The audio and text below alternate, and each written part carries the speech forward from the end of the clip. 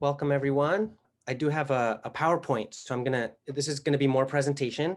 However, I wanna, rather than interactive and breakout groups and things like that, it's gonna be more sharing some information. And it's not something you need to memorize or feel like you have to work really hard to like remember, wrap your mind around it, but just allow it to just wash over you or permeate, like whatever sticks great. But you don't have to put a ton of energy into this, and obviously there's no tests or anything like that, but I think we're all going to enjoy it a lot. Kalapa means bundle in Sanskrit. And in the cosmology of the Buddha, a kalapa was also the smallest particle of matter, like a subatomic particle. Now, since then, I've researched the word and it has a lot of other meanings. It's also the capital city of the mythical kingdom of Shambhala. I didn't know that initially. And part of what we'll cover today is some of the origins of it. And I'll tell you just a little bit of my background because it's part of the story in a way. I was born into a family where I got to grow up bilingual and bicultural. I grew up in Mexico City, Mexico, speaking both languages. At home, it was English with my dad, Spanish with my mom. And the weird thing about that was that I was sort of an insider of two cultures, but I was also an outsider of two cultures. And it gave me this like inherent ability to change perspectives and to know that there's more than one way to do whatever it is. Multiple perspectives simultaneously. And I grew up in a household where I remember my mom saying to me, hey, all the problems in the world are interconnected and interrelated. All the problems in the world, acidification of the oceans, overconsumption, climate change, species extinction, deforestation, soil erosion, misogyny, racism, poverty, mistreatment of animals. All these problems are interconnected and interrelated. And you can address things at the level of symptoms or symptoms of the symptoms, or you can try to address things closer to root cause. And so these were the kinds of messages I was getting during my upbringing. I grew up, like I said, in Mexico City. I was born in the States, but grew up in Mexico. I always had both passports. And my mom would say things to me like, hey man, before you're a Mexican and before you're an American, you're a human being and you're a citizen of the world. So that was sort of like the water I was swimming in. And in my teens, I had this aha moment that was also a crisis moment because I realized something and then I looked deeply into it and it was deeply disturbing. And I learned, and I was in high school and the year was 1987. And I learned that we are in the biggest extinction period since the dinosaurs, driven by human activity. And losing an individual specimen, like losing a great ape or losing a dolphin, is sad. But losing a species is a whole other level of a whole other order of magnitude. It's actually difficult for the human mind to wrap itself around what it means to lose a genetic lineage that goes back who knows how far. And we don't really understand the ecology of the planet as well as we could. 200 years ago,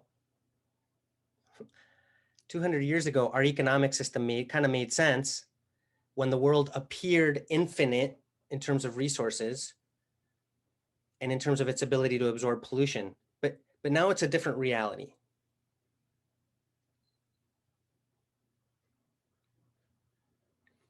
So during this freak out moment, I realized, oh my gosh, I could live unconsciously or semi-unconsciously and be part of the problem. Or I can consciously, intentionally try to be part of the solution. And I had no idea what that looked like.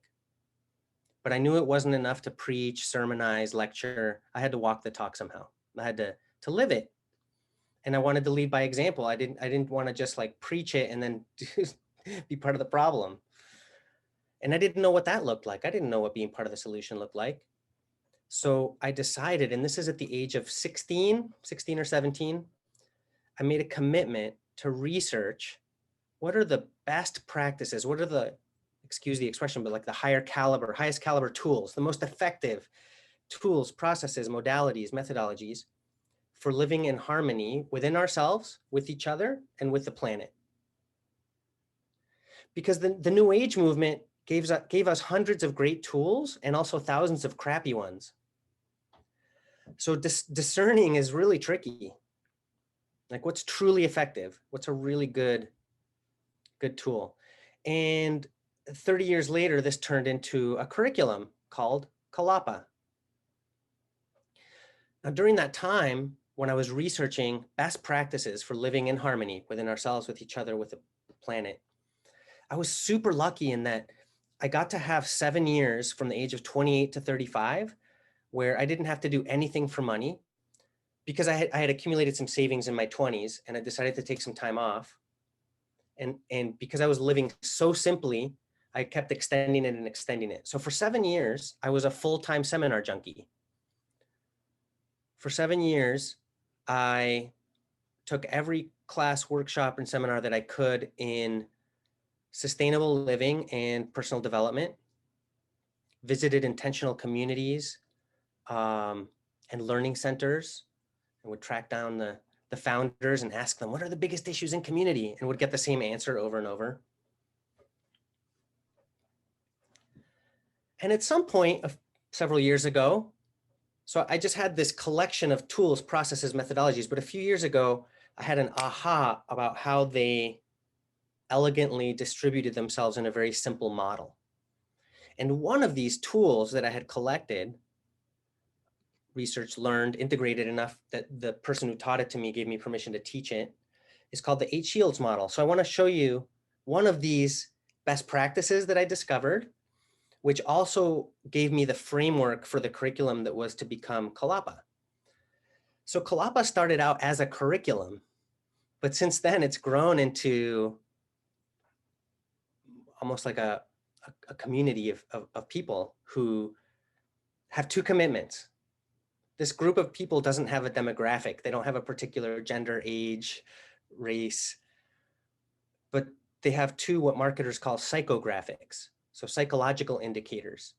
And these show up as 2 core commitments. And one of those commitments is a commitment to having a positive impact, making a difference, leaving the world a better place than I found it. That's one commitment, being of service.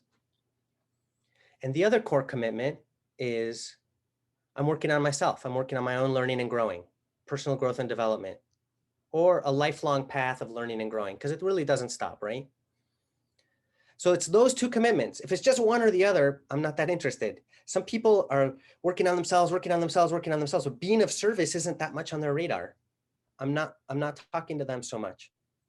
Other people, they want to make the world a place. They want to change the world, but they're at the pinnacle of human evolution, thank you very much, and don't have that much more to learn. So I'm not speaking to them either.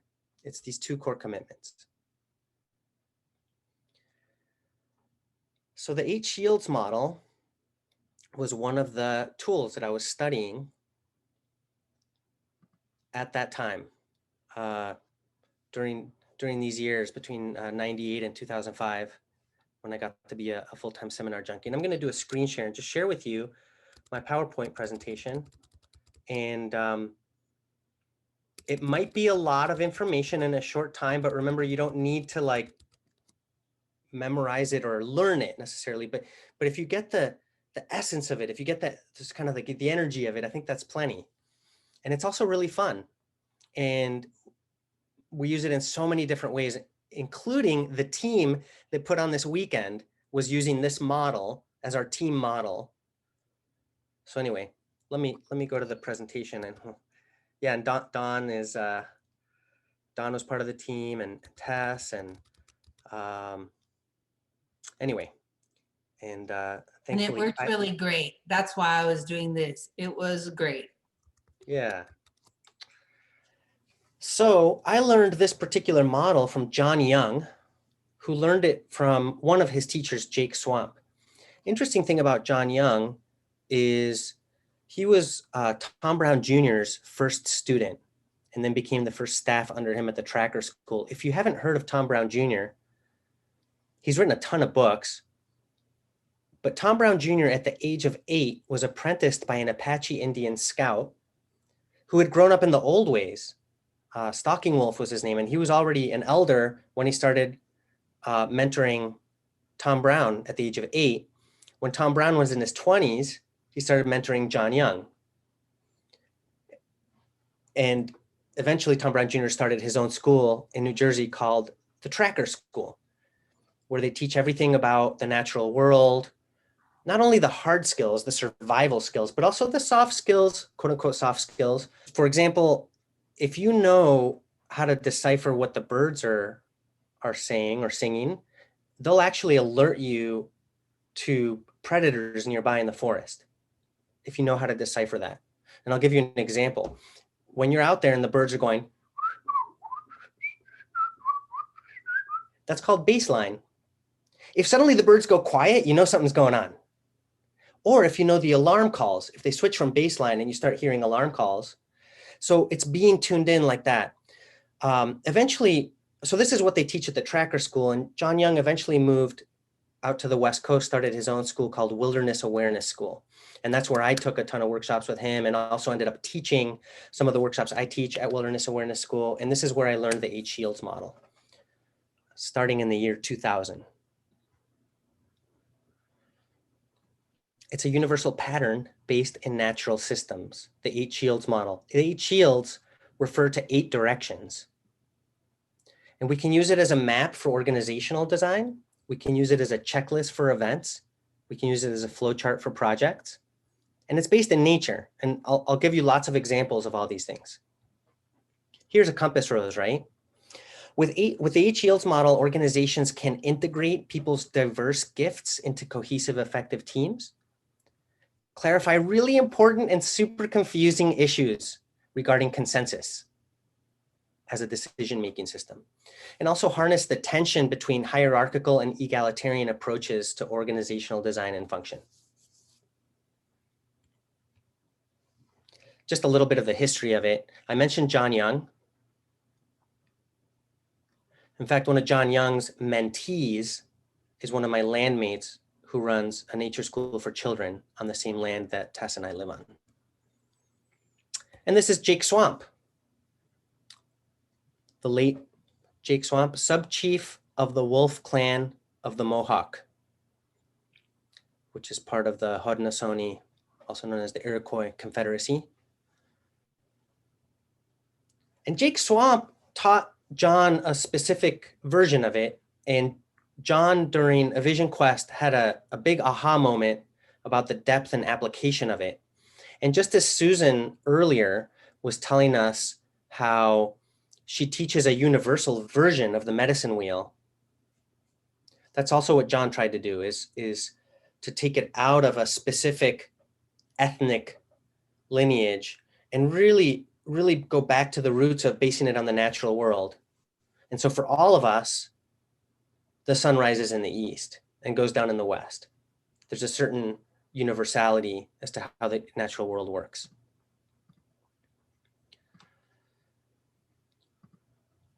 So eventually you can take functions, tasks, and roles, which is what our team did to put on this weekend, and divide them up or distribute them according to the 8 Shields model. I'll give you lots of examples. So in a typical intro, I like to take 6 hours to introduce the 8 Shields model. And that's why I said this is going to feel kind of fast, because we're not going to take that long. I just want to give you a quick overview. But these are the kinds of things that we might look at in a typical presentation. And I'll go over some of these tonight, or most of them. Cycle of a day, cycle of a year, the life cycle of a person, the archetypal energies of each of the directions, how to use it as a checklist for an event, a flowchart for projects, flow of or checklist for a meeting. There's a shadow side to each of the energetics of the directions, how we use them in organizations. And then this is where Kalapa comes in. So this is something that is my addition here. And that's one dimension of the H. Shields model is the compass rose, north, south, east, west. But then we have concentric rings. And so then we'll talk about that at the end. So here we are on planet Earth.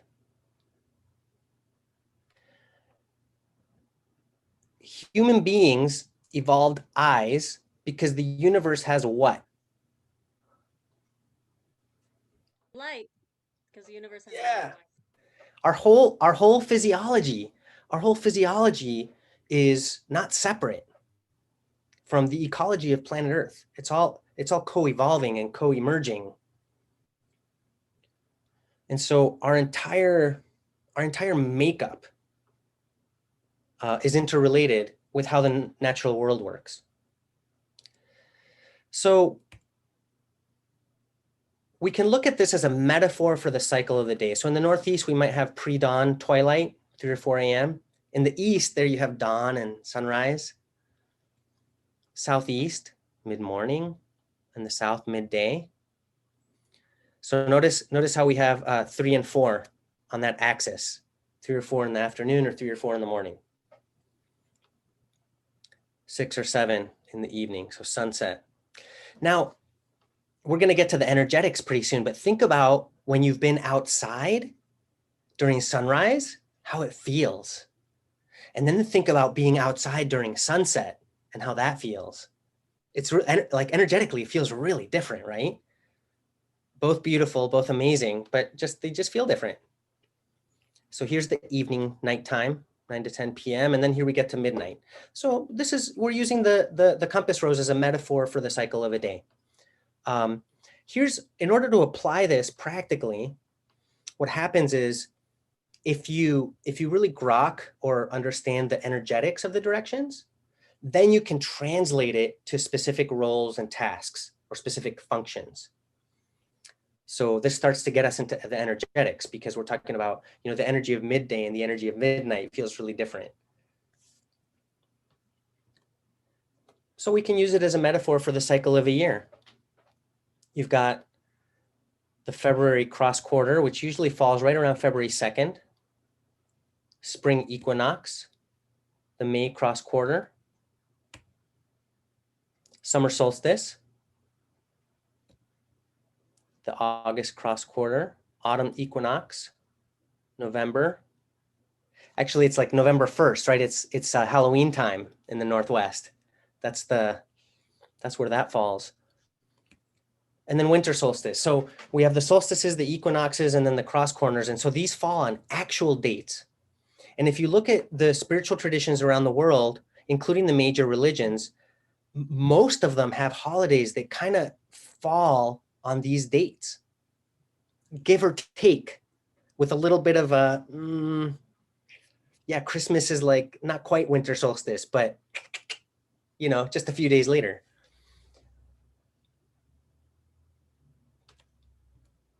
So let's look at the life cycle of a person as another metaphor. Imagine like conception. Once we get all the way around, we'll get to death too. Those both happen in the Northeast. Major beginnings and endings, right? But in the East, you have birth. Imagine like the energy of sunrise, the energy of new beginnings. So here's childhood. Like imagine all the playfulness of little kids who are like 9 or 10 years old. And then we get into adolescence in the South. A lot of significant growth happens there. Young adulthood. In the West, you get to be an adult, a full adult that can harvest your gifts and share them with others. Now, this idea of the harvest also connects me with autumn when we're using it as the cycle of a year, or maybe in the evening when people often get together around a meal, right? People often get together for supper, that kind of thing. So coming together. So this idea of the harvest is there for me in the West. Now in the Northwest, see, here's what happens. When you get to the North, It's like you're an elder, right? But it doesn't need to be a chronological elder. It doesn't mean you're an old, like a lot of years necessarily. It could be developmentally, like your inner Zen master, if you will, would be that elder position.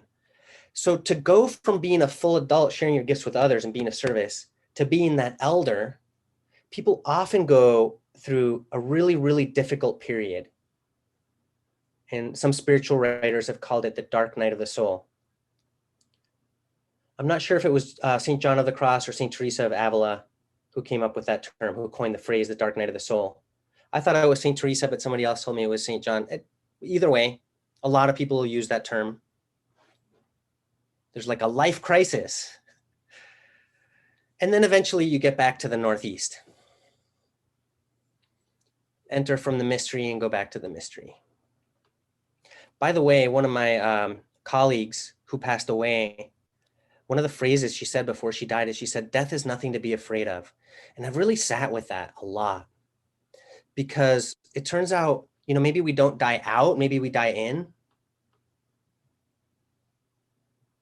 And the caterpillar doesn't know, right? So anyway, let's keep going. Energies. Let's look at the energetics. According to this framework, according to this model. In the Northeast, the mystery, the unknown, spirit, the ineffable, God, goddess, spiritual practice. Remember in the cycle of a day, this was like 3 or 4 in the morning. By the way, I'll share these PowerPoint slides if people want them. Remember in the cycle of a day, this was 3 or 4 in the morning. And if some of you might already be aware, or you can, you know, look, in a lot of spiritual practices, people get up around that time to do yoga or to meditate. So it's a powerful time of day, 3 or 4 in the morning. The East, sunrise, new beginnings, right? Inspiration, welcoming, inviting, inclusion. This is where like outreach and marketing comes in. But again, we're just talking still energetics. A lot of communication happens in the East.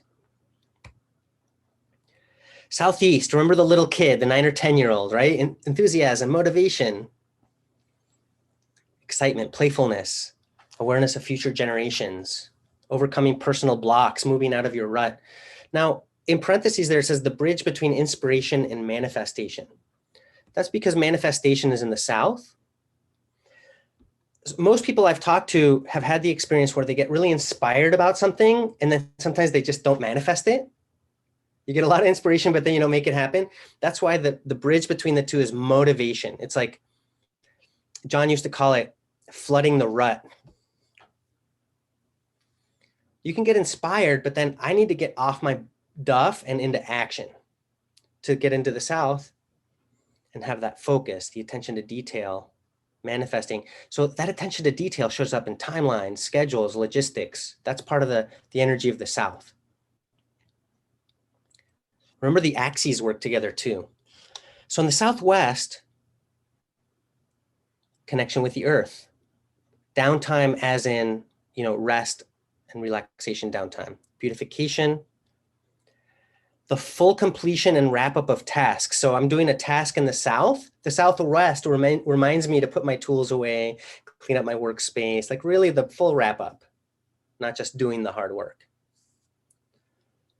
Physical nourishment and sustenance, nurturance, that's in the Southwest. In the West, harvest, community, acknowledgement and appreciation, celebration, and also teaching.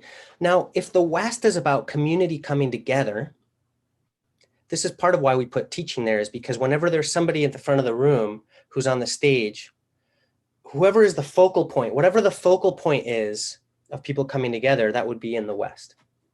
So in different contexts, that would be different.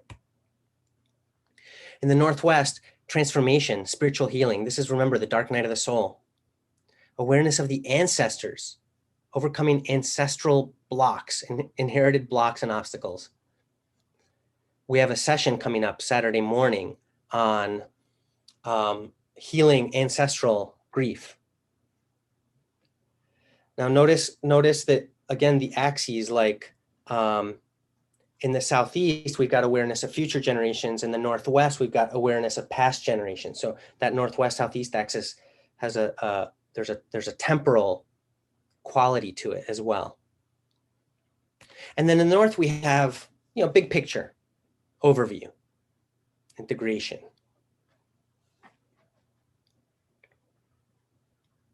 So for example, your North-South axis is where you might have like your CEO and your COO, and your CFO would be in the South too, right? So you have like the big picture, little picture. It can be like a administrative type of axis. So this is a, gives you a sense of the energetics of the directions. But let's look at an event. So I used this for years to put on workshops locally to where I live, and we had a team doing it. And the person in the Northeast would always do some opening or closing, like energetic opening and closing. So we have, I think we're gifted to have Susan Powell here at Kalapa Experience Weekend doing the energetic opening and closing, the opening ceremony and the closing ceremony. So that's the Northeast. So Susan is kind of holding a lot of that energy in that space for the event. In NVC workshops, nonviolent communication, there's something called a remembrance. So that would be the energy of the Northeast. So our Northeast person would be the one who would do the remembrance or do like an energetic opening or closing. Our East person or people, like our East team, would be like a greeter. And the person who does announcements, and they're also kind of vibes watching the participants. If they notice that people are tapping their foot or falling asleep, they tell the presenter. In the Southeast, any play and games, any motivational component, any type of coaching, if it fits into your event, great. If not, then you just hold the energy for, even if you don't take specific action in this direction. So this gives us a checklist to really make sure we're covering all the different bases, so to speak. Our South person or South team did registration, rosters, money and finances, would sell materials, all that detail level stuff. Our Southwest team would physically set up the space and break down the space. And that included like setting up flowers or setting up snacks and like that. There's the physical sustenance part of that Southwest. In the West was usually the whoever the teacher facilitator was, but it also includes remembering to do acknowledgements and thank yous. And any sort of group building and community building activities would happen there in the West. In the Northwest, right, condoling, having an empathy team. This person vibes watches the team rather than the participants, for example. And this is where deeper psychotherapeutic and spiritual healing work happens if it fits in the particular event. But for example, here we have Dawn, hi Dawn, covering the empathy room. So we've offered a space during this event if somebody needs empathic presence, if they need a safe place to be heard and gotten. Dawn's been our coordinator for that space. And so that's holding that energy in the Northwest. And the North is your coordinator, overview person. This is the buck stops here person. They're the troubleshooter and a resource for the team. So similarly for Kalapa Experience Weekend, we actually had all these different teams. And we borrowed a principle from permaculture design where we had 2 or more people per direction.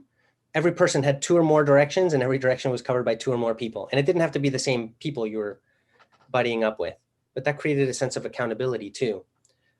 In our once a week all team meeting, we just went around the directions.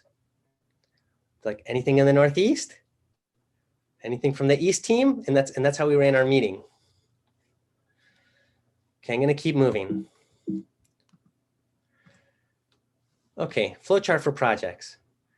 So I get an idea from somewhere, And then I get inspired about it, but then I get motivated, right? I actually get into action and I focus and I make it happen. And the Southwest reminds me that I can take downtime. Anybody here usually forget that piece besides me? Yeah, I saw some other hands go up. Yeah, so this gives me a checklist, right? To remind me, okay, let's remember to take some downtime, but and then celebrate it. Offer acknowledgments, whatever it is. Then I can go inside and release my attachments to my control over everything. For some of us, that might be harder than for others. I'm a recovering perfectionist myself, so. And then the north, process of reflection and integration. And then I open up to the next idea that might come from somewhere, and then I get inspired and like that. So this is just, and one way of using this particular model, flowchart for projects. I'd like some feedback if I'm moving too quickly or too slowly for people's enjoyment, like getting it. Any feedback?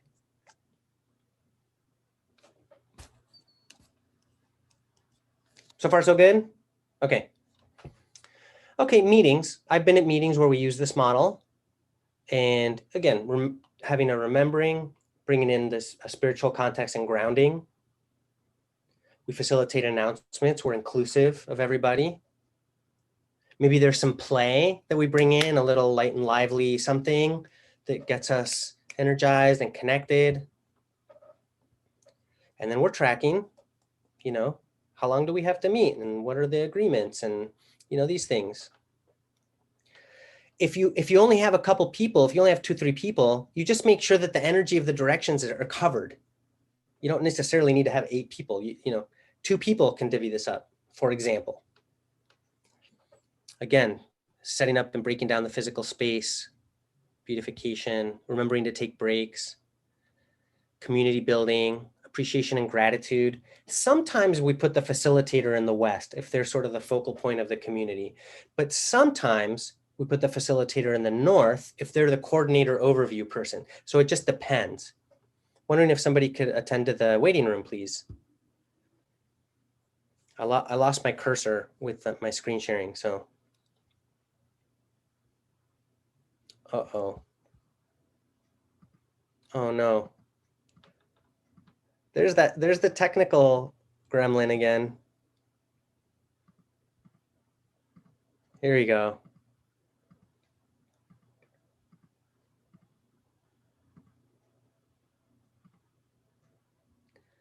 If there's any, for example, the community I live in, we have different kinds of meetings, but one of them is an empathy honesty circle. So we'll sometimes get together just so that people can get heard. And like, if between any 2 people, there's a field, like a quantum field, or think of it as a channel between us, we take time to remove the little pebbles and rocks and crap that's accumulated in the channel between us. It's really important if you want to preserve the relationships and have functional, healthy relationships.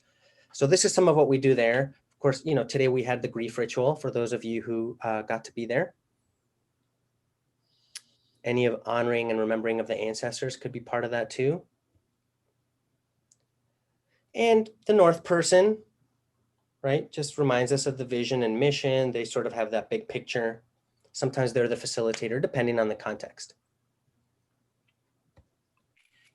One of the things about the 8 Shields model is you can treat the directions almost as if they were closet rods. And then the content that you want to place in the directions, you can treat it a little bit like clothes hangers. So there's a playful quality to the 8 Shields model. There's a playful energy around, oh, I don't know where this one goes. Let's put it in this direction. And then if it doesn't fit later, you move it. So that's totally fine. It's not about that you have to know this perfectly or get it down. Now, each direction also has a hazard or a propensity. And for example, sometimes somebody who's holding the energy of the Northeast can be too airy-fairy in the sense of like really not grounded, or using spiritual language that others don't feel connected to. It can be disconnecting. In the East, for example, our greeter, the welcomer, right? It could, if you take it to the extreme, it becomes toxic sweetness. Or, for example, some tools, like I'll use nonviolent communication as an example. Somebody gets inspired about nonviolent communication, then they jump to the West and they start teaching it before they've gone around the wheel to actually integrate it. So that would be one hazard or one propensity in the East. In the Southeast, right? You take that playful energy and you crank it up to 10 or 11, it can be too much. Or when it doesn't fit, that can be a propensity or a hazard in the Southeast. The South, right? That attention to detail. And so I do it with so much tension, or I do it losing track of the big picture. I want to acknowledge you again, Dawn, because you're one of the people I've seen who brings the joy of the East into the South. Dawn's a great example of a South you might want on your team, because she gets so much stuff done, and I experience a lot of lightness around it and bringing that joy from the East into the South. And Tess is Tess is agreeing. Okay, the Southwest, propensity, hazard, shadow side of the Southwest, right? Downtime, relaxation, take that to its full extreme. We got stuck in the hammock syndrome. Chronic stoners, right? It's like, ooh, I have really groovy intentions, but getting off the couch is going to be tough. The West, one of the hazards. If you're in the position I'm in, right? Leading a workshop, teaching something, right? It's like, oh, you know, gosh, I'm so great. I'm so important. It's like the 8 Shields model with the great Alan Seid and Kalapa with Alan Seid. And, you know, and then it's like me, and that doesn't serve anybody. And we want more of that commitment to personal growth and development from our leaders. I want that anyway. That's a value I have.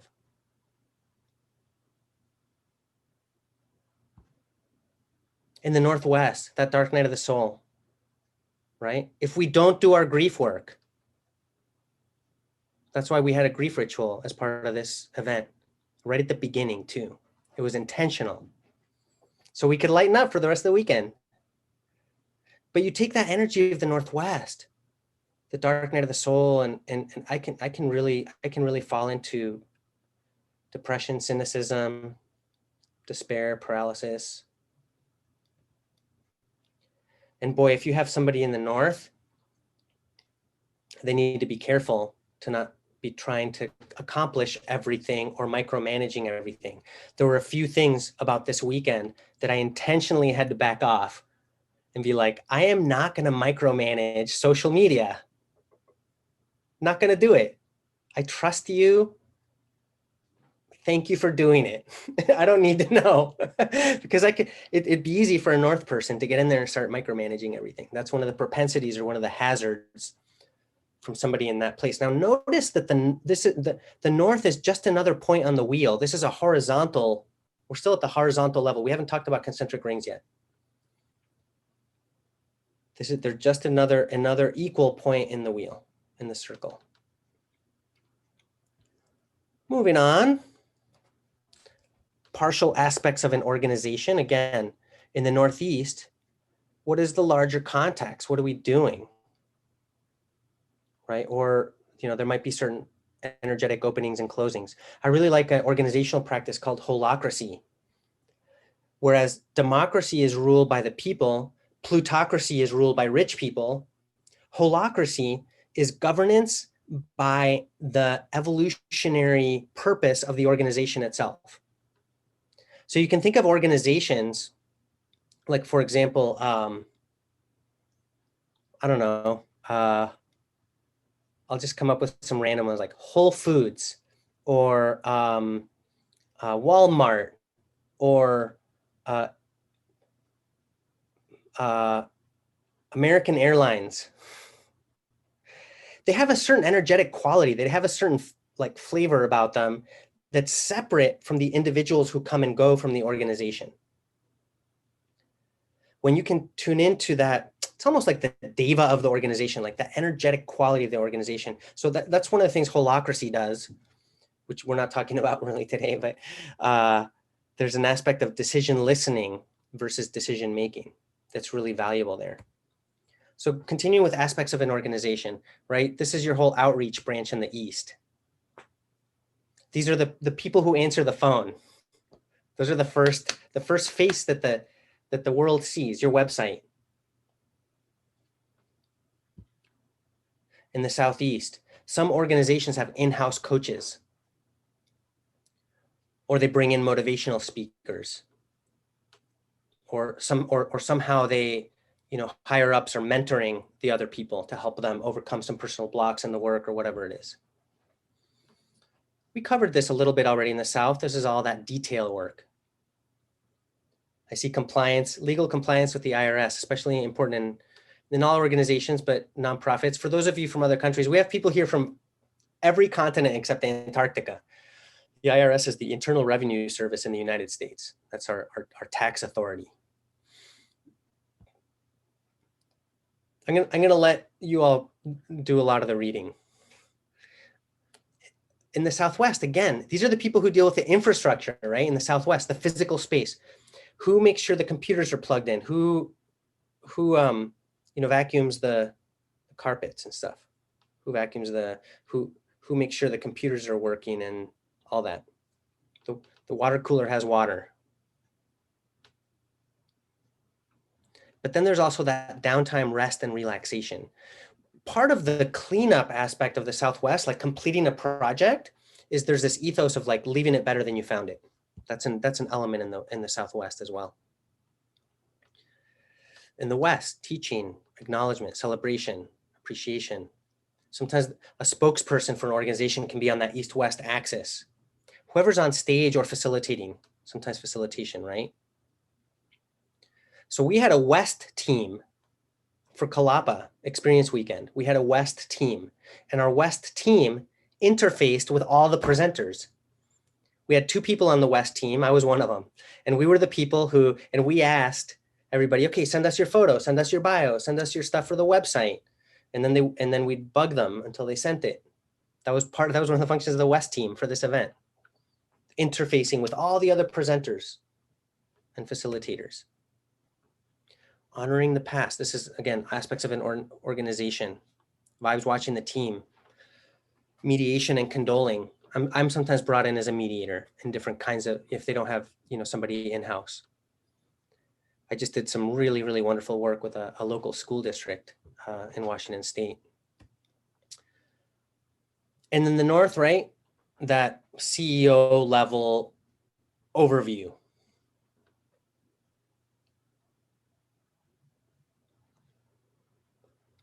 Holding the whole picture of all the directions.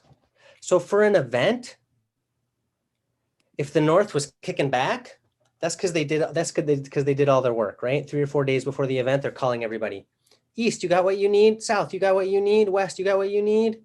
Everything good? Okay, cool. And so they've got that big picture overview, and without micromanaging and trying to do everything, they might be kicking back during an event. We don't know. Okay, here's where we get into Kalapa. I pondered this so much for so many years. What are the essential competencies for somebody who wants to leave the world a better place than they found it? They want to be of service or make a difference, and who is also working on themselves. And a core competency is something that you can become competent in. So it's something that you can become better at. It's something maybe most of us suck at it, but it's something you can get better. But what are the essential competencies? So in the Northeast, one of the things that we look at is having an integrated personal practice, also known as spiritual cross-training. What does this mean? You remember spiritual practice, personal practice, that a lot of that is associated with the Northeast. So we're still staying with the energetics, right? But bringing in the core competencies of a positive change agent, change maker, cultural creative, evolutionary. One of the challenges in our time, in our society, is we have something called the spiritual salad bar. And the spiritual salad bar is like, I'm going down the spiritual salad bar and I'll take a little Tai Chi and I'll take a little bit of this kind of yoga and maybe a little Vipassana and maybe some nonviolent communication and maybe a little of that one. And those look too hard. But that one's a little stinky and I'll take these other ones. And we just kind of pick and choose. That's great. It's wonderful that we have all these options. But what happens is you don't really know that these different things are actually complementary or reinforcing each other or synergizing. So if you look at elite athletes, like Olympic level athletes, they all cross train. A basketball player who also trains in swimming will do better at basketball. And so there's a simple map that we use in the Northeast to give us this sense, to help us with this sense of like, how do we actually create an integrated practice? So that's a core competency. How do we actually grow ourselves by having our practices be complementary?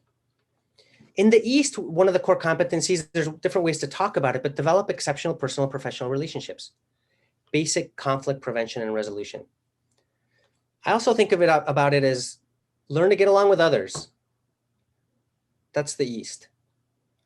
Basic conflict prevention and resolution, not expert level. That's a core competency. Now, after this slide, once we go all around the wheel, we're going to look at, well, how do I get better at these things? And we're going to look at best practices. So one of the best practices in the East is Heart of Now.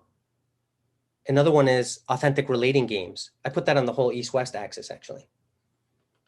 Another best practice in the East, I've talked about a few times, nonviolent communication, or NVC.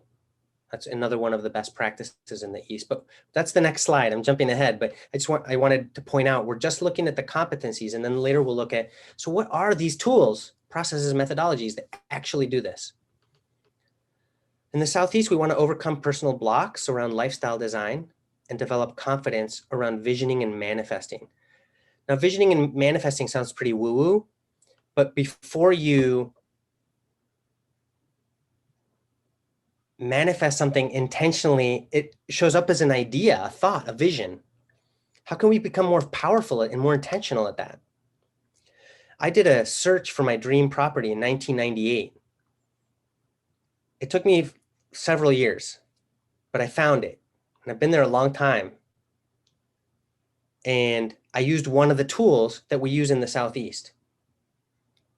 So we had a whole, we did a year-long cycle. That's actually, this is our woohoo, kind of like one of the,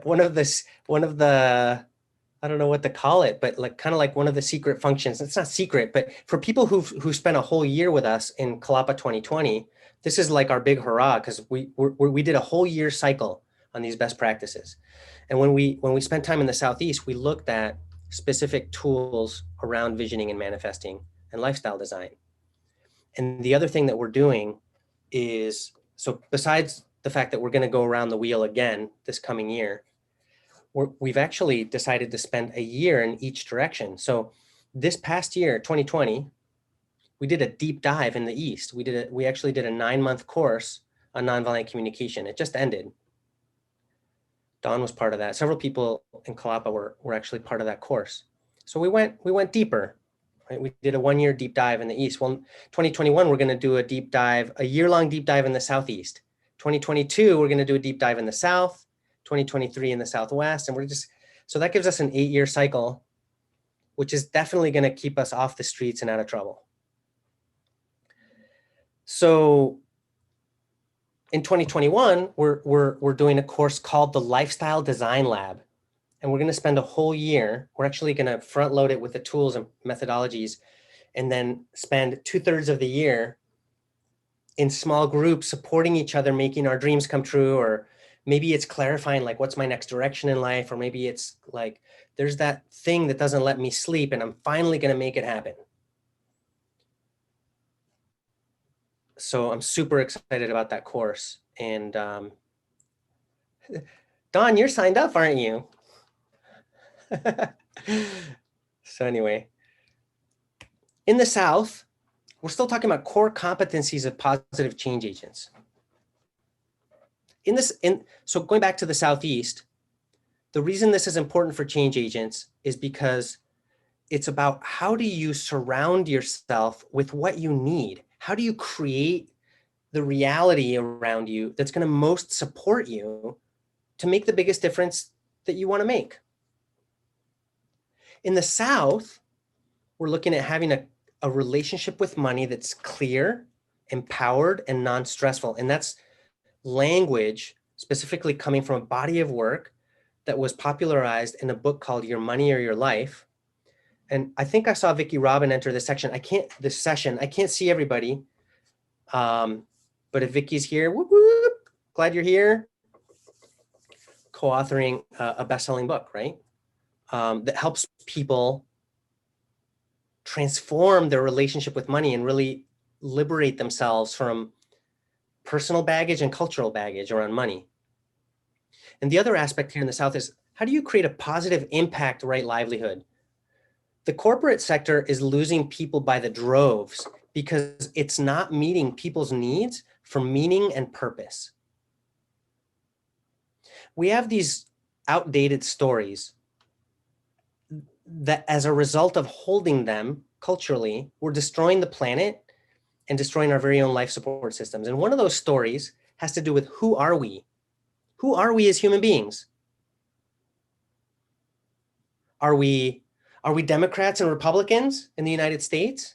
Are we consumers? Is that what we are? Are we citizens who have the right to remain silent and the right to refuse to vote? Who are we? Humans. That's a super important question. We need to re-answer, re-explore that question. The other question is, what is the good life? What is the good life? What makes up the good life? Is it more the one with the most toys wins? Is that the good life? Is laying in the pool on my floating raft with a hat over my face with a drink in my hand, is that the good life? For me, that gets super boring after like 5 minutes. But that's a great question. What is the good life? Because the answers we're being sold through the media are all about consumerism. And if you've studied economics much, you understand that we're extracting resources and disposing of shit into the environment. And it's called throughput. We don't have a circular economy. We have a linear economy from nature to the trash heap. And the more throughput we create, the higher the GDP goes. So measuring the health of a society by GDP is like flying an airplane only with the altimeter. Or to borrow from Edward Abbey, the ideology of infinite growth is the ideology of the cancer cell. Your economy cannot outgrow your ecology. I really want to keep this family friendly, but if your economy outgrows your ecology, you're fucked. Economy has to be a subset of ecology. So we need to redefine, like, what is the good life? Because right now, the way we're defining it is blatantly not working and getting worse. And many people don't see it. And we're still talking about how the stock market's doing and and it's an outdated roadmap. It's going to lead us to a dead end. And we need to redefine. And I guess a third question would be, what is our shared destiny as humans on this little blue ball hurtling through space? So for people who want to make the world a place and want to make a difference, money often stops us. It becomes a ball and chain. We start doing the hamster wheel. And instead, I want money to become a booster rocket for you. I want money to be something that you can align so that all the parts of your life have a sense of synergy.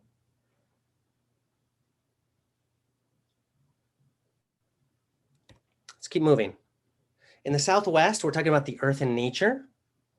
How do you develop a first name basis relationship with nature and the natural world? Most people I know, they enter a forest and what they see is a wall of green. They can't differentiate a cedar from a fir, from a maple, it's just a wall of green. And how do you get intimate, like, hey, buddy? And also, how do we surround ourselves with what we need so that we can increase our abundance and our resiliency? By the way, yeah, resiliency is is going to be really important as we move into the future. In the West, core competency is, how do you work well in teams? How do you work well with people? Do you know how to facilitate a meeting, like, effectively? How do we build and sustain community? Working in groups. I've seen amazing initiatives fail because people didn't know how to work in a group or didn't know how to run a meeting. And in fact, there's a book out there. I haven't read it, but I love the title. It's called Death by Meeting. I've experienced that way too many times. We need to get this, we need to do it, learn how to do it better. Moving up to the Northwest. And so one of the best practices, by the way, in the West around group process is the 8 Shields model. So that's one of the tools that we have in the West. There's lots and lots. In the Northwest, how do we do our grief work so that we can heal, we can free up more energy and create more space for creativity and joy? When I allow myself to do my grief work, I'm creating more space inside me for more joy to come in later. Our capacity for joy is limited by our capacity for grief. Healing ancestral karma sounds esoteric, but karma is just the law of cause and effect, and sometimes patterns go down the generations. It could be anger, anger, anger, or anxiousness, anxiousness, anxiousness, or it could be alcoholism, alcoholism, alcoholism. And at some point, somebody says the buck stops here, and when you heal that in you, you're actually healing your whole lineage. So that's what healing ancestral karma is about. In the North, a core competency for change agents is having, you might call it right understanding. Having a conceptual framework where the world makes sense to you. If you have a paper map that was printed in 1895, you walk around the world with a map printed in 1895, you're going to find that a lot of things don't match. The world's different. Well, we've been handed down an economic system and many social institutions handed down by well-intentioned elders, but for a world that's really, really changed. Well, let's move to the next slide, because these are core competencies, but let's look at the best practices. Integral life practice. You can actually, I believe there's a book by that title. Nonviolent communication, one of the best practices in the East. In the Southeast, we've got a lot: laughter yoga, group games and initiatives, coaching practices. There's a huge toolbox around visioning and manifesting that we're bringing to Lifestyle Design Lab, which, by the way, starts January 6th. This starts really soon, although we're going to leave enrollment open through early March, probably. So people will be joining as the group is forming and we're doing our content sessions, sharing tools. And people will be able to catch up if they sign up later. But once we start doing our mastermind groups and our in small groups, helping each other, we'll probably close the enrollment at that point. In the South, there's the Financial Integrity Program, also popularized in the book Your Money or Your Life by Vicki Robin and Joe Dominguez. And then there are lots of practices for right livelihood. We have a system that we call SERM, the Social Entrepreneur's Roadmap. And that's a whole course. And we're going to do that. We're going to do a year-long course on that in 2022. And that's part of the work that I do with my private clients. About a third of my private clients are business coaching clients. And it took me about 12 years of studying business and marketing from a lot of different people to pull together, oh, I really like how this person structures like marketing messages. And I really like how this person helps you figure out your niche. And I really like how this person, and came up with it took me about 12 years to come up with a 9-step approach for how to create a positive impact right livelihood. And so that's what I do some private work with my coaching clients on that, but it's going to be our year-long course in 2022. In the Southwest, there's the nature awareness and wilderness skills. I mentioned Tom Brown Jr. and John Young. And also permaculture design. Boy, if you're just now hearing the term permaculture design, check it out. It's super exciting. There's so much good stuff in permaculture. I did a permaculture design course in 1999, and it's changed everything in a positive, very positive way. In the West, we've got so many tools. I mean, I just listed a few of them here, but there's a ton of facilitation tools and community building tools. There's a wonderful, wonderful process called the ZEG Forum. There's some folks who've been attending Kalapa Experience Weekend who I've participated in the ZEG Forum with. And it's a really cool process for how to surface the things that are hidden in community. Because a lot of times people in community, like, they don't talk about stuff, or they're talking behind other people's backs, or things, you know, we're not taking the time to clear the channel. And ZEG is actually a community process for surfacing things that can sometimes remain hidden. Depth psychology, family constellation work.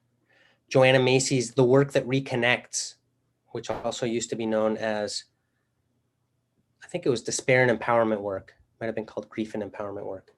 But if you're not familiar with Joanna Macy, she's a big gift to the world. So her work is really some of the very best of the best practices in the Northwest. And we had our gratitude jam and grief ritual today, and then Gwen took Joanna Macy's very first facilitator training. So that's one of the reasons that I invited Gwen to help us do the grief ritual today, is because that's so much of her background. And in the North, I really like Ken Wilber's integral framework as a conceptual map. If you're not familiar with Ken Wilber, Wilber, he's one of the most widely read and influential of contemporary North American philosophers. But his remarkable achievement is that he created a meta theory, a theory of theories. So he created a conceptual framework that makes room for every area of human knowledge and inquiry. And his question wasn't, is this better than that? Like, is microbiology better than astrophysics, or is, you know, sociology better than anthropology? You know, he wasn't asking those questions. What he was asking was, when you look at all these things, like, what kind of universe do we live in? When you look at the hard sciences and the social sciences, when you look at ecology, when you look at the arts, when you look at all the writings of the saints and mystics, East and West, when you look at everything we can learn from pre-modern cultures and all we can learn from modern times, and everything we can learn from postmodern movements, like the women's movement, the environmental movement, the civil rights movement, considered postmodern movements. When you take everything we know from quantum physics, when you take all these things and put it on the table, what's the pattern? What's the pattern that shows up? What kind of universe do we live in that gives rise to a Mahatma Gandhi and a Donald Trump? What a fantastically mysterious and wonderful universe this is. I really like integral theory as one of the best practices in the North. There's another one, which is the work of Thomas Berry and Brian Swim, detailed in a book they wrote together called The Universe Story. And I'm going to be leading a session, I think it's tomorrow afternoon, or is it Saturday? I think it's tomorrow, called The Cosmic Walk. And this is a guided meditation that utilizes the creation myth of our culture, which is basically the Big Bang Theory. And we're gonna travel through time and embed ourselves in deep time and create a radical sense of belonging. And it's a really fun, it's another one of the practices I really appreciate in the North. So I'm looking forward to the Cosmic Walk. So essentially, this is Kalapa. It's this curriculum. That's what Kalapa is. It's a bundle of these 8 things. Now, when I first had, so let me clarify. There's a difference between having a heap and a whole. Like if I take a car apart and I have all the parts in a big pile, that's a heap. It doesn't do anything.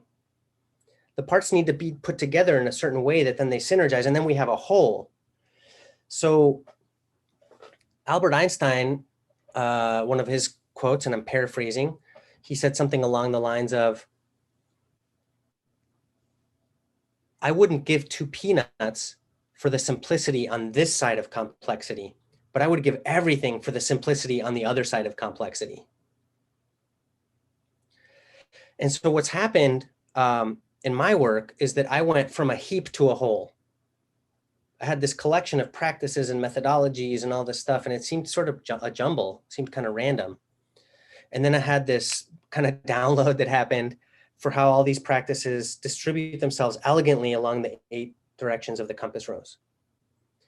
And initially, I was going to call it the compass. I mean, that's cool, right? That's simple. It makes sense.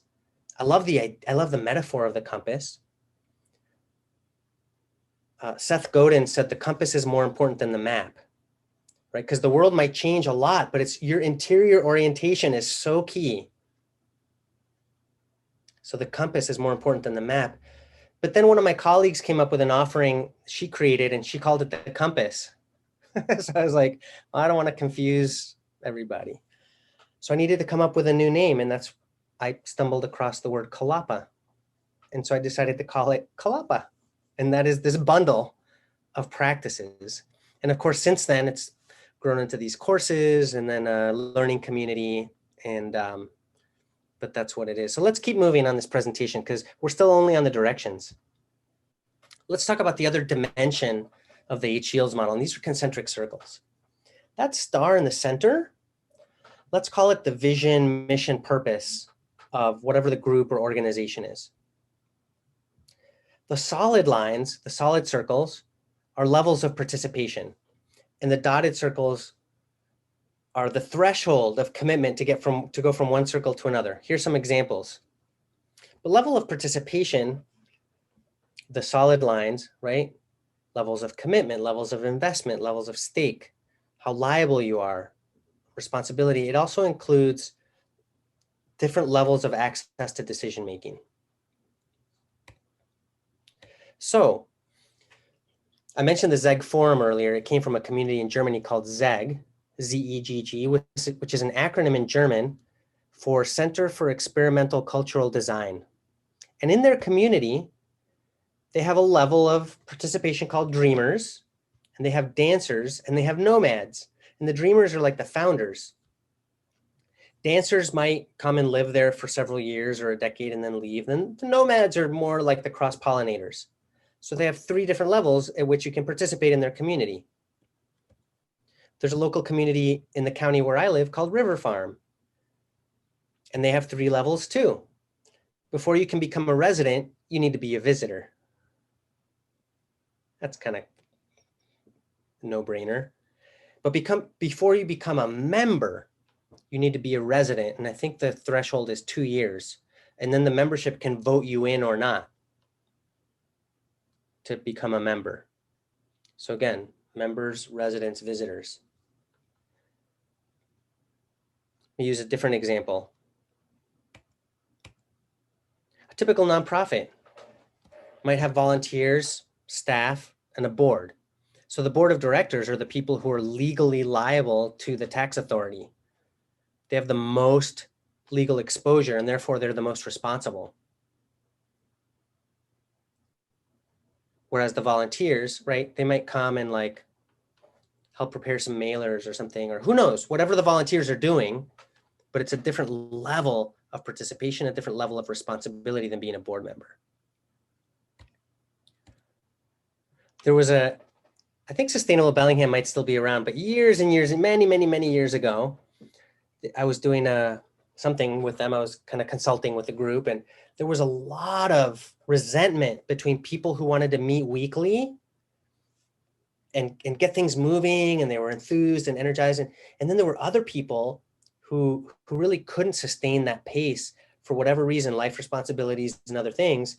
They were willing to meet once a month. And there was some resentment between these groups because some of them had the sense that the other ones were pushing them too hard, or the other ones were like, hey, you're not participating enough. We want to do more. And then I showed them this and I said, hey, maybe there's room for both. Because when you turn this sideways, if you turn this on its side, it's actually a basket. It's a container for community. And so after that, they had a core team and a support team. And then members of the general public who would come to events or talks or different things. And so out of our session, they ended up defining this so that the core team could, the people who really wanted to be engaged and kind of run with it were able to, but there was still place for other people.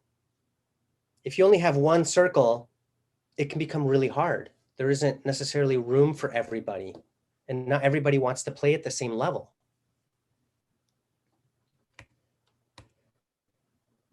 Puget Sound Network for Compassionate Communication, a lesson in misguided egalitarianism. This is a great story. I was part of this group in the late 90s in the Seattle area, putting together nonviolent communication, inviting Marshall Rosenberg to the Seattle area. And as a new group, as a new organization, we're having meeting after meeting after meeting. This group has since changed its name, but that's what it was then. And our discussion at the time had to do with money. Do we even charge for workshops? If we do, how much do we charge? Who gets paid? Does only the trainer get paid? Because that's what's happening in other places. But what about the person who's doing all this work to do the marketing? And so we're having all these discussions. Imagine a group of 35 people having discussions about money. And money can be a heated topic, right? Money can be quite loaded and intense. But imagine this group of people having a talk about money 1 month, 2 months, 3 months, 4 months. And then somebody who knew somebody from the team like joined the meeting, and we're all, kind-hearted people. So we're like, join the circle, brother, join the circle, sister. You have the same rights to consensus as everyone else. And this person didn't know the dynamics in the group, hadn't been part of the conversations, 4 months of conversations building around money.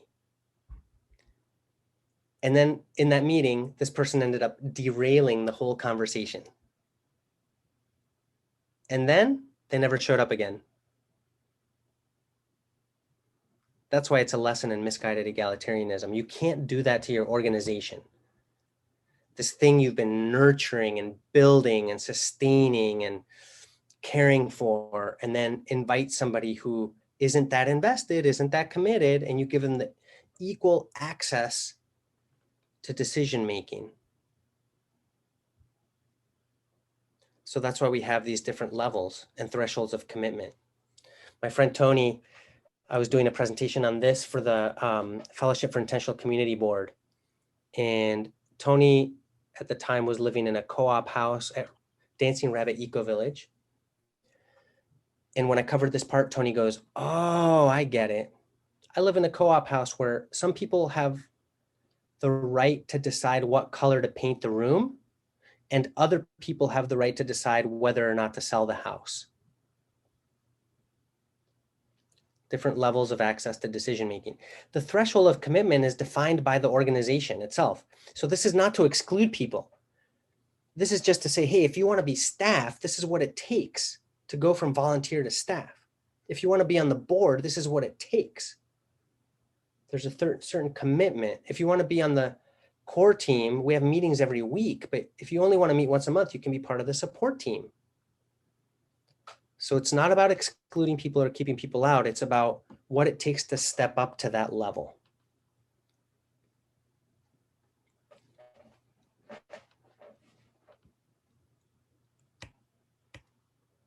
So when we put them together, the concentric rings and the directions, we get a pretty funky image.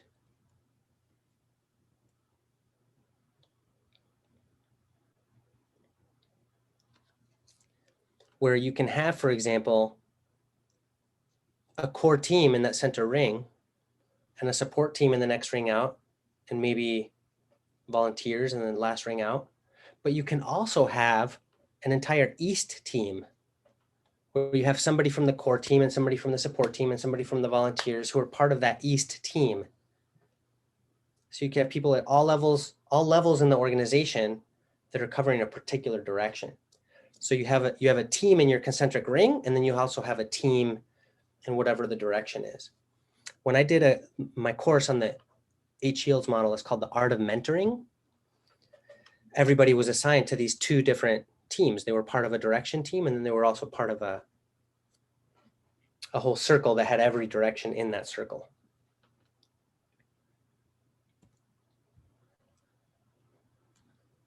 And so we had people at Art of Mentoring who were doing Art of Mentoring 1, and people who were simultaneously doing Art of Mentoring 2 and Art of Mentoring 3, and Art of Mentoring 4 was the staff, was like the core team. So we had people who had already done it, who stepped up to another level of like mentoring others or helping out. And that was part of, level 2, but they had it all happening simultaneously. That's it. Love to open it to questions, comments, feedback, anything. Now I get to switch from presenting to maybe listening more. And I'm open to questions or anything else. I just say, can I say some? Please, of course. One of the things I've really loved about learning and working with you in the Compass and through Kalapa is that it makes it really easy to see where my skills would fit in versus just a list of things. So it was easier to pick, oh yeah, those kind of things I could help there. I could be of service there, or yeah, I'm not good at that yet. I'd just like to be support on that piece so I could learn more, but not be responsible. So it's been really eye-opening for me. I just wanted to share that. That's true, because I forgot that we had a core team and a support team as well. And then we had people in each team that were part of the core and part of the support. And yeah, that's something, I'm glad you mentioned that, Don, because that's something John Young used to do at Wilderness Awareness School, is he would put people in the organization in whatever direction were their strengths.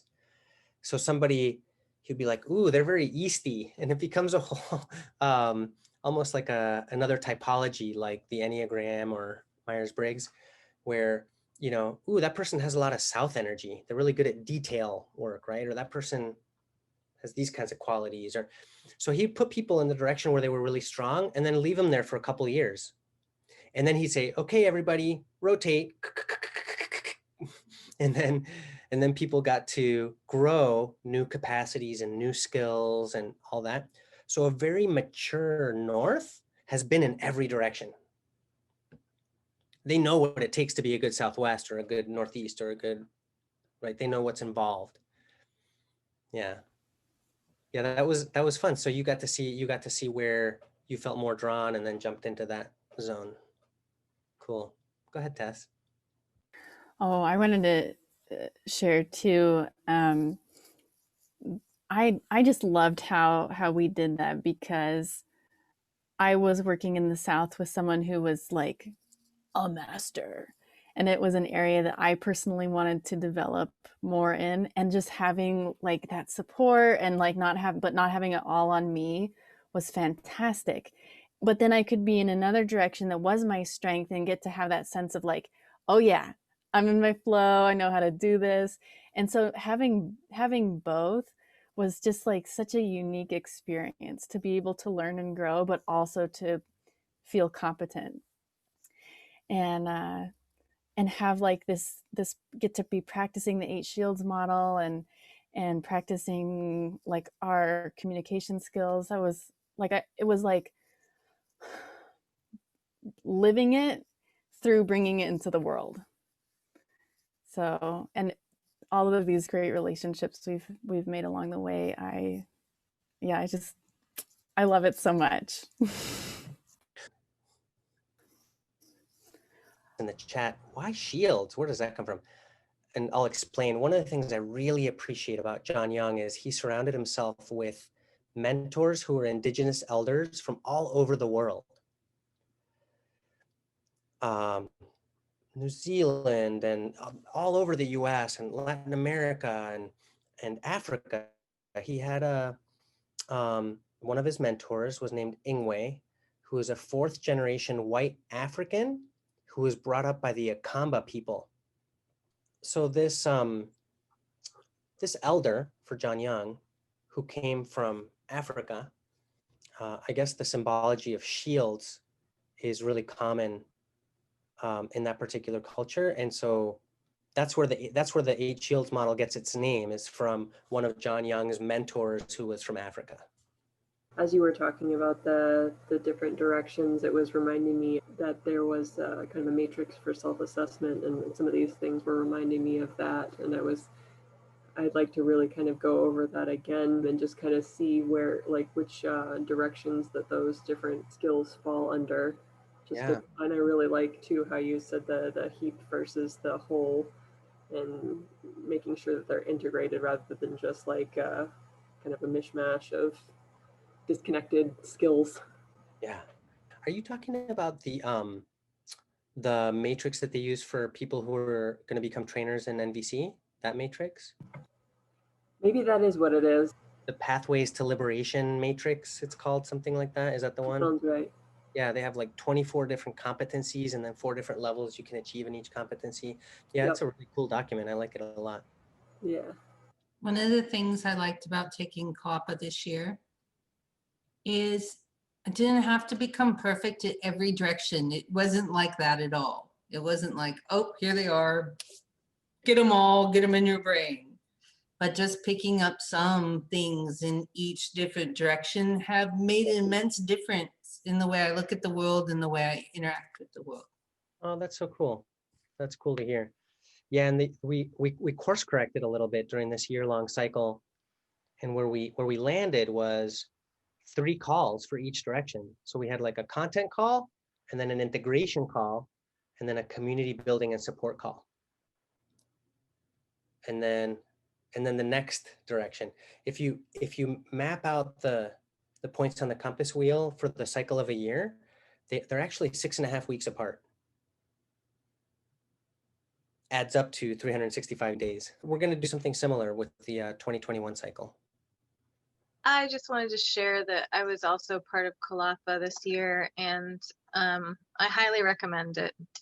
If you self-identify as somebody who is a change maker or someone who wants to make the world a better place and also are dedicated to your own self-improvement, it is an amazing way to connect not only with new aspects of yourself, but with new tribe. And I don't use that word lightly, but I've heard it around today, and it really does apply.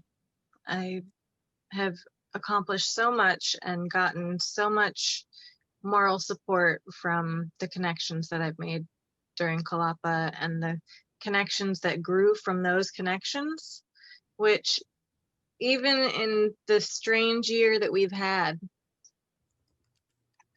I've still been able to build new relationships and have those lead to other new relationships through being able to be in spaces starting from connections that I made in Kalapa.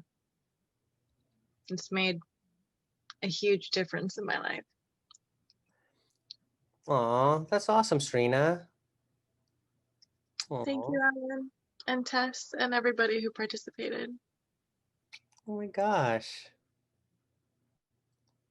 I feel really moved just hearing how much that meant to you. I just put a link to the current landing page, and we're still working out some of the details. And one of the things that was really fun about this year, and I learned a lot, was that participants started to innovate inside the container. And one of those people was Serena,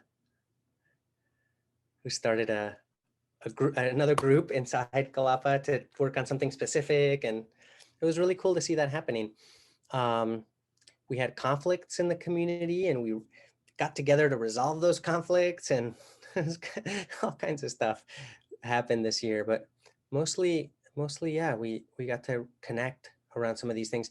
The other thing that I want to do, and especially for 2021, but as much as I can for 2021, but especially in the future, is I want to bring in other teachers and presenters, because I did most of the content for 2020, and I'm not an expert in all of those areas, right? And so, for example, we brought Gwen in during one of our calls, the integration call in the Northwest. And I want to increasingly bring in other trainers and presenters in all those directions, because we have so many people we can draw from and so many amazing teachers. So that's the plan into the future, is to start partnering more with other organizations and teachers. By the way, I did not ask these folks to say anything about Kalapa tonight. Kind of a cool surprise, but that wasn't part of the plan. And I'm super touched and grateful that it meant what it did to you all. So we had a fun group this year. Anyway, and people are continuing. A lot of people are continuing like the next cycle, which is going to keep spiraling on it. Great to hear about that where the 8 shields came from, because there's I just have a visceral reaction against it because of things that I know about in the First Nations world, where somebody had come up with this shields thing, and it's been called into big question in a lot of ways. And so, I mean, I knew that the people, from what you told me before, it had come from a good space, but I don't recall hearing that the shield spit came from Africa. And, Yeah. And so there was something inside of me that just went, oh, that feels so much better, because it's not attached to those other people that have this whole other shenanigans, shall we say. So Got it. that just gave me a good feeling. And yeah, just getting to see the model again, and how it can be applied in lots of different ways. Because when I've done the work with the medicine wheel over the years, and I've worked with different agencies and organizations and just individual people and groups, it's a different thing, but there's all these similarities and how they interface in such a lovely way. So I always love just witnessing and hearing about how other people are able to utilize these kinds of teachings in a way that just can contribute, that it's not this cultural appropriation thing, but here's this model that everybody can get it, because it arises from a natural space. So yeah, that was really sweet. So thank you. Thank you, Susan. Your feedback means a lot to me. Thank you.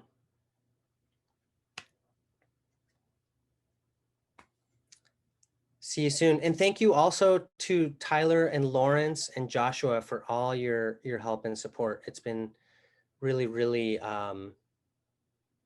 it's given me a sense of peace of mind to have you guys here, Tyler and Lawrence. So that's the level of support that I feel. So, okay. And thank you again, Susan, for holding space all day and helping us in the transitions. Good night, everyone. Or good morning, because there's people here from all over the world. All right. Thanks, Alan. Yeah. Ciao.